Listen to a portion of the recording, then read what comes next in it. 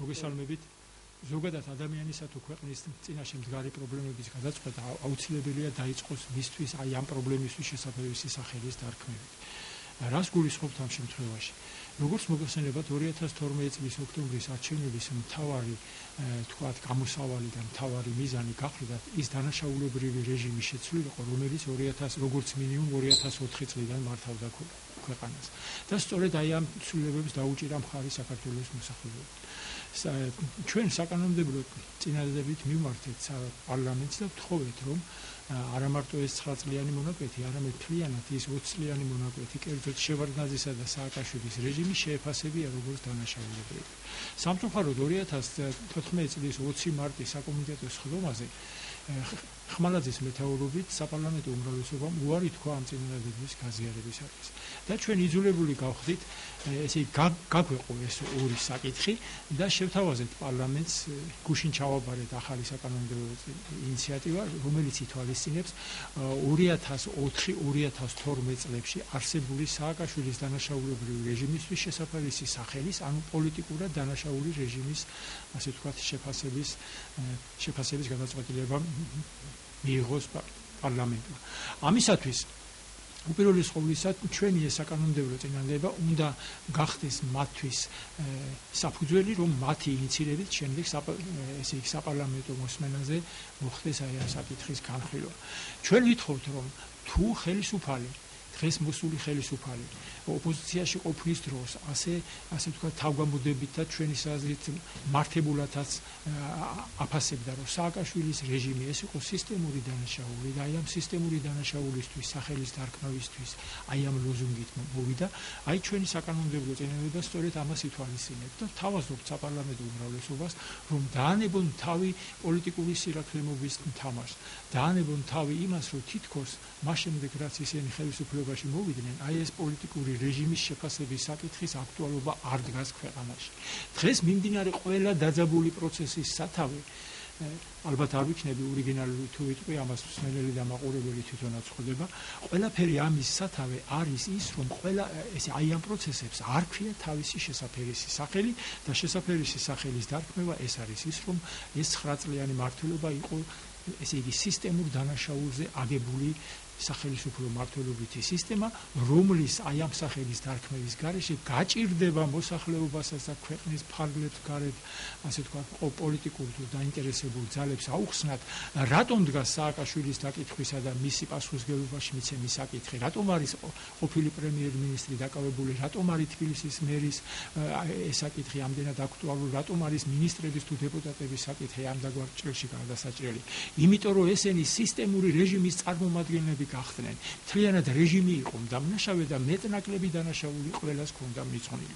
აი ამ ჩვენი საკანონმდებლო წინადადების მთავარი არსი მდგომარეობს იმაში, რომ მას შემდეგ რაც ეს რეჟიმი შეფასდება როგორც დანაშაულებრივი, ამ რეჟიმის შემქმნელ პოლიტიკურ ელიტას ბუნებრივია, რომ სისტემური დანაშაული ითვალისწინებს იმას, რომ და საერთოდ დანაშაული ითვალისწინებს იმას, როდესაც ორგანიზებული დანაშაულიზე გვაქვს საქმე. სისტემური დანაშაული, პოლიტიკური სისტემური დანაშაული სხვა არაფერია, თუ არა თქვა სისხლის სამართლებრივ ენაზე, ესე იგი ორგანიზებული დანაშაული და იქაც კი სხვადასხვა პასუხისმგებლობის ესე იგი წილი ეკუთვნის თითოეულ ამ დანაშაულში მონაწილე პიროვნებას, ასევეა ქვეყანასთან მიმართებაში. ჩვენ ვიძახით, რომ ერთიანი ნაციონალური მოძრაობა შეერწყა სახელმწიფოებრივ სისტემას, მათ ეთლიანობაში შექმნეს აი ეს დანაშაულებრივი რეჟიმი, თუმცა მიუხედავად ამისა, ერთიანი ნაციონალური მოძრაობის წევრებს შორისაც გვინდა დიფერენციაცია მოხდეს.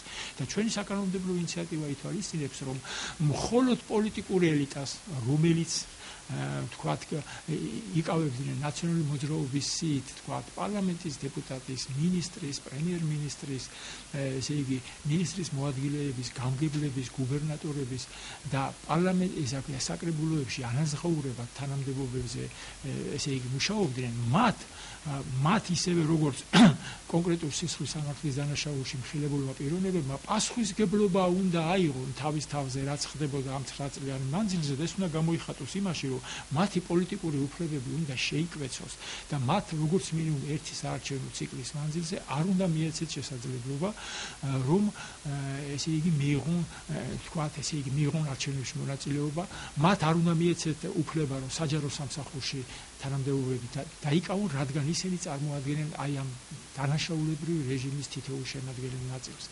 და ბუნებრივია მათ არაეგზალებათ არანაირი სხვა უფლება. მე გულისხმობ, ვისაც სისხლის სამართლის დანაშაულები არ ექნება ჩადენი, მათ შეუძლიათ არასამთავრობო სექტორი შეავსონ, როგორც ახლა დღეს ავსებენ, ბიზნეს მიყონ ხელი და ქვეყნის ამშენებლობაში მიიღონ მონაწილეობა, მაგრამ პოლიტიკური პასუხისგებლობა დანაშაულებრივი რეჟიმის შექმნასთან მიმართებაში მათ უნდა ზიდონ.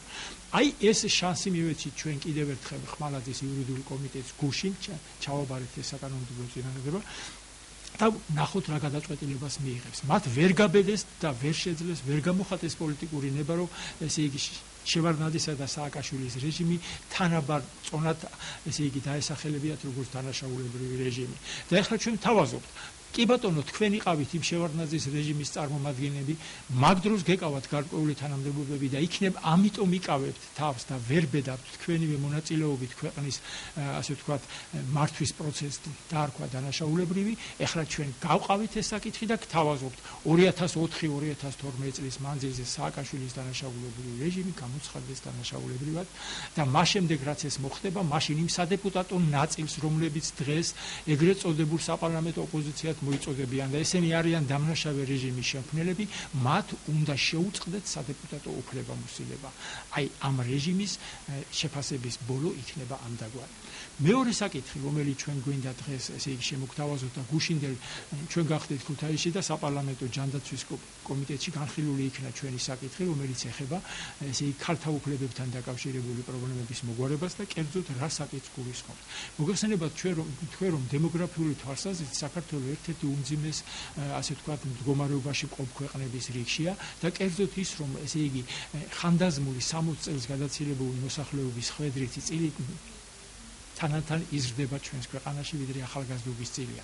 და ეს არ არის იმით განსაზღვრული, რომ თქვათ მედიცინის პრობლემები უფრო უკეთ არის მოგვარებული და ადამიანის ჯანმრთელობა მისი სიცოცხლის ხანგრძლივობით იმაში. არა, ახალი თაობა არიბადება და ესე იგი გამრავლების პრობლემა დგას საქართველოს წინაშე და აი ამ მიმართებით ჩვენ შევთავაზეთ საკომიტეტო ესე კომიტეტს, პარლამენტის ესე იგი ჯანდაცვის კომიტეტს, ამ შემთხვევაში პარლამენტმა გადაამისამართა ჯანდაცვის კომიტეტთან, რომ რადგან მეტნაკლებად მოგვარებულია ესე იგი ორსულობის ესე იგი პრობლემებში სახელმწიფოს ჩართულობა, რადგან მეტნაკლებად მოგვარებულია მეძუძური დედისა და თქვათ სკოლამდელ ასაკში დედისა და შვილის ურთიერთობის საკითხები, ჩვენ თავაზობთ ხელისუფლებას მიიღონ გადაწყვეტილება, რომ ყველა იმ დედას, რომელსაც ყავს სკოლის ასაკის შვილი, ანუ რომლის შვილიც სკოლაში დადის, მათთვის საჯარო სამსახურში მყოფი პირებისათვის გაკეთდეს შეღავათი და დაწესდეს ნაცვლად 40 საათიანი სამუშაო კვირისა 20 საათიანი სამუშაო კვირა, ოღონდ იმ პირობებში, რომ მათ მიეცემათ სრული ანაზღაურება. ანუ ასეთი დედა დღის პირველ აქაც არის ლაპარაკი ნებაყოფლობით, ესე იგი ვისაც ამის სურვილი ექნება, კანონმა უნდა მიცეს შესაძლებლობა, რომ აი ეს ესე იგი სკოლის შემდეგ, როდესაც ამთავრებს ბავშვი სკოლას, იგი მოკლებულია ყურადღებას დედასთან ურთიერთობის თვალსაზრისით და ჩვენ თავაზობთ, რომ სახელმწიფო შეეხიდოს ასეთი შვილების მყოლ დედებს და მიცეს შესაძლებლობა, რომ ნახევარგანაკვეთზე მუშაობის სანაცვლოდ მათ მიცემ სრული ანაზღაურება.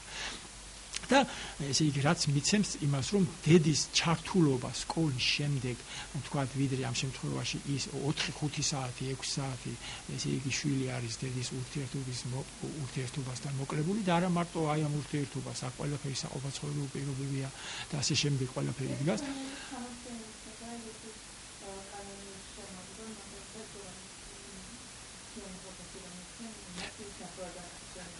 ესე იგი ჩვენ გულისხმობთ, რომ აი მაგალითად ესა ბაღი, თქვათ, სახელმწიფო ვალდებულებას იღებს, რომ სრულად უფინანსებს, ხომ არის ფასიანი ბაღების, მაგრამ სახელმწიფო აფინანსებს სრულად, რომ დღის მანძილზე, თქვათ, ბავშვი არ იყოს ყურადღების გარეშე და ესე იგი მას შემდეგ რაც დედა ან მშობელი რომელიმე საღამოს დაამთავრებს, გამოიყვანს ბავშვს. რაც შეეხება აი ამ შემთხვევაში სამართლიანობის მექანიზმი იქნება ის, რომ სახელმწიფომ დემოგრაფიული პრობლემა, მაგალითად დღეს ახალგაზრდა წყვილები ვერ გეგმავენ თავის, თქვათ, გამრავლების ერთ შვილზე ან ორ შვილზე მაქსიმუმ ჩერდებიან, რატო? იმიტომ რომ მათ უჭირთ განსაზღვრონ აი ამ დროის ესე იგი დეფიციტის გამო უჭირთ მონახონ დრო იმისათვის რომ შვილი არ დარჩეს უყურადღებოდ აი ამ დროის მანძილზე. ამიტომ საჯარო სამსახურს გულისხმობ ჩვენ და არა კერძო ესე იგი სტრუქტურებს, რომელსაც სხვა მოთხოვნები აქვს. საჯარო სამსახურში სახელმწიფომ უნდა ჩადოს ფინანსები იმაში რომ დედას აქაც ხას უსვავ არჩევითი უნდა იყოს, ვისაც ექნება ამის შეიძლება თქვათ ოჯახური პირობები ისეთი აქვს რომ ზოგს ხელი ეწყობა და ამ შემთხვევაში ეს შეიძლება მან არ გამოიყენოს, მაგრამ სახელმწიფო უნდა მიცეს გარანტია რომ ნახევარი განაკვეთში იმ თქვათ სამუშაო თქვათ შეასრულო და სამაგიეროდ მიცეს სრული ანაზღაურება. მოგხსენება დედის, ქალის და ისევე როგორც მამაკაცის და მამის ფუნქცია, ერთ-ერთი ფუნქცია ოჯახის ბიუჯეტის შევსება და ეს საკითხი.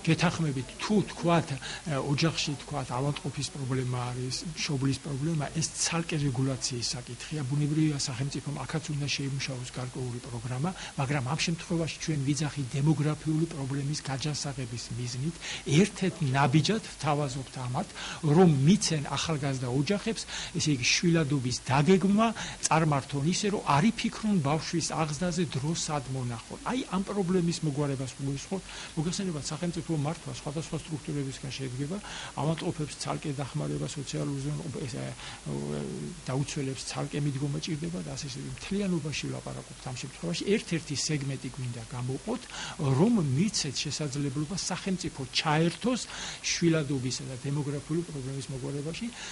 მოგხსენება თქვენ საქართველოს საპატრიარქომ შესანიშნავი ინიციატივა გამოიჩინა მესამე და შემდგომი შვილის თქვათ პატრიარქის მიერ ნათლას, ამან გარკვეული დადებითი შედეგები გამოიღო და აი ვისაც ამის შესაძლებლობა იქნება, აი ამ ფორმითაც სახელმწიფო შეეხიდება.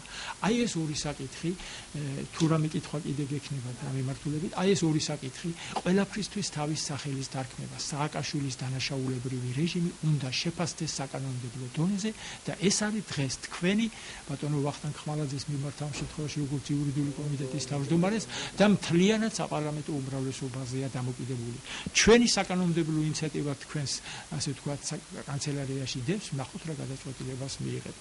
და რაც შეეხება აი ამ საკითხს, ჯანდაცვის კომიტეტი ესე იგი დაგვეთანხმა გარკვეული შესწორებების გამოთქვეს პოზიცია, რომ გარკვეულად დაგვეზუსტებია საკითხი საჯარო სამსახურის კანონის შევარებათა ცვლილება და მომავალ კვირაში ჩვენ ამ შესწორებულ კანონ პროექტს წარუდგენთ და თუ პარლამენტი ამას გაითვალისწინებს, ჩვენ დარწმუნებული ვართ, რომ ძალიან ბევრ ოჯახს მიცემს შესაძლებლობა შვილადობთან, ესე იგი შვილის შვილადობის დემოგრაფიული პრობლემის თვალსაზრისით დაგეგმონ ისე, რომ მათ სახელმწიფო აი ამ მიმართულებითაც შეეხიდება და აღარ იქნება ესე იგი შვილი ამ შემთხვევაში დედის ყურადღების გარეშე განსაკუთრებით სკოლის ასაკს გულისხმობ, მე ბუნებრივია ცხოვრება როგორც წაიღებს. სხვა კითხვა ხომ არაფერი გაქვს. დიდი მადლობა ყურადღებისთვის. ღმერთმა ხელი მოგიმართოთ.